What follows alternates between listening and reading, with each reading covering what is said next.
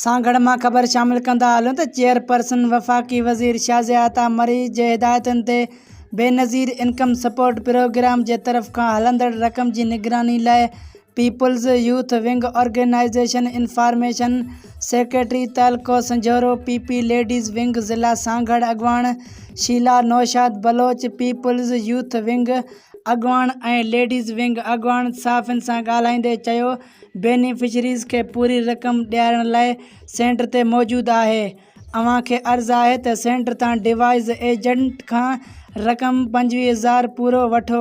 का कमी पेशी थिए त उन महिल ई वेठल टीम खे ॿुधाइण घटि रक़म केर बि वसूल न करे।